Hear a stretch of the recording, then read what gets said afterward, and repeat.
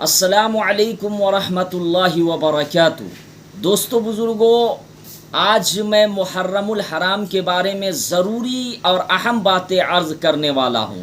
سب سے پہلی بات تو یہ سن لیجئے اور اس کو ذہن میں یاد رکھیے کہ یہ مہینہ منحوس والا مہینہ نہیں ہے، غم کرنے کا مہینہ نہیں ہے، نوحہ کرنے کا مہینہ نہیں ہے، بلکہ اس مہینے کی فضیلت ہے اور یہ حرمت والا مہینہ ہے۔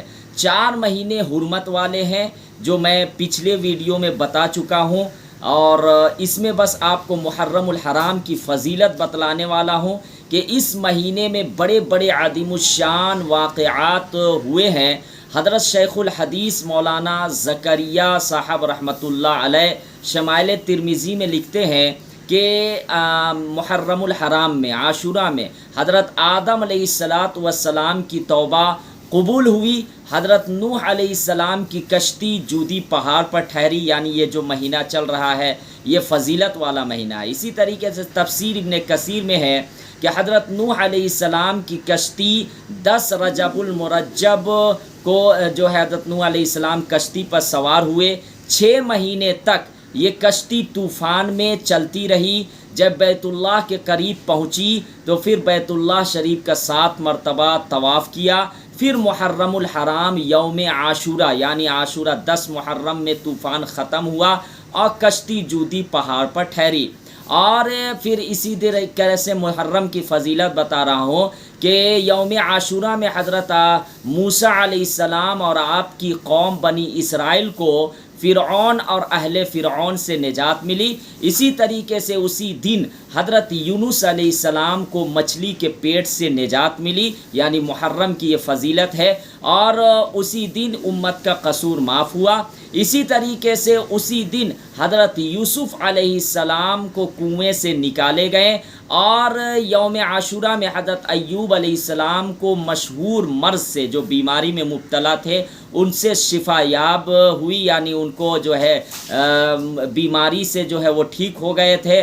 اسی طریقے سے حضرت سلیمان علیہ السلام کو ملک عطا ہوا، اور اس کے علاوہ اور بھی بہت سی کرامات ہے جو محرم الحرام میں عاشوراء میں ہوئے ہیں۔ تو یہ منحوس والا مہینہ نہیں ہے۔ بہت سے لوگ غم بناتے ہیں، کپڑا چاک کرتے ہیں، اپنے آپ کو نقصان کرتے ہیں، یہ جائز نہیں ہے بلکہ حرام ہے، لوگوں کو اس سے بتانا ہے۔ اسی طریقے سے بہت سے لوگ جو ہے 10 محرم الحرام کو خرافات کرتے ہیں کہ وہ جو ہے ناچ گانا اور اسی طریقے سے جو ہے خوشیاں منانا، نمازوں کو چھوڑ دینا نہیں، بلکہ امام حسین رضی اللہ تعالیٰ عنہ اگر شہید ہوئے تو اس میں یہ ایک میسیج ہے کہ حق کی خاطر جو ہے شہید ہونے کا، اور اس سے ایک اور بھی میسیج ہوتا ہے کہ مسلمان جو ہے ظلم کرنے والا نہیں ہے، بلکہ امام حسین رضی اللہ تعالیٰ عنہ دیکھے کہ سجدے کے حالت میں تھے، نماز بھی نہیں چھوڑے تھے اور شہید کر دیا گیا تھا۔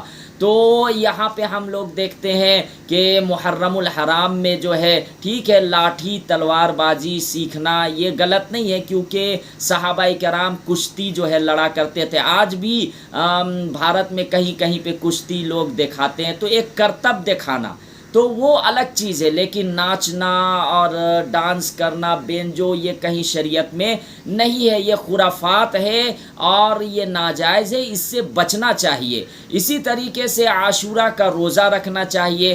حدیث میں ہے کہ جو عاشوراء کا روزہ 2 دن رکھیں گے، کیونکہ یہودی سے مخالفت کریں گے، 9-10 کا روزہ رکھے یا 10-11 کا، 2 دن کا آپ کو روزہ رکھنا ہے، تو 1 سال کا گناہ اس کا معاف ہو جائے گا۔ اور یہ عاشوراء کا روزہ پہلے فرض تھا رمضان المبارک کے روزہ سے پہلے، لیکن جب رمضان کا روزہ فرض ہوا تو پھر یوم عاشوراء کا روزہ جو ہے فرض وہ ختم ہو گیا، لیکن ثواب اب بھی باقی ہے۔ اسی طریقے سے اپنے گھر والوں پر خرچ کرنا چاہیے عاشوراء کے دن، تو اللہ تعالیٰ کیا کریں گے کہ پورے سال رزق میں برکت عطا فرمائیں گے۔ تو اپنے حیثیت کے مطابق اپنے گھر والوں پر عاشوراء کے دن خرچ کرنے کا حدیث کے اندر ہے، تو اس کے کیا ہے کہ پورے سال اللہ تعالیٰ رزق میں وسعت پیدا کریں گے، خیر و برکت عطا فرمائیں گے۔ تو ہم لوگوں کو خرافات سے بچنا ہے۔ عاشورہ کے دن کچھ ایسی چیزیں نہیں کرنا جس کا شریعت نے اجازت نہیں دی ہے، ناچ گانا یہ سب شریعت میں نہیں ہے۔ اسی طریقے سے رونا دھونا کپڑا چاک کرنا یہ بھی شریعت میں نہیں ہے۔ کوئی دن کوئی مہینہ منحوس نہیں بلکہ یہ فضیلت والا مہینہ ہے۔ تو آگے ویڈیو ضرور شیئر کیجئے۔ السلام علیکم ورحمۃ اللہ وبرکاتہ۔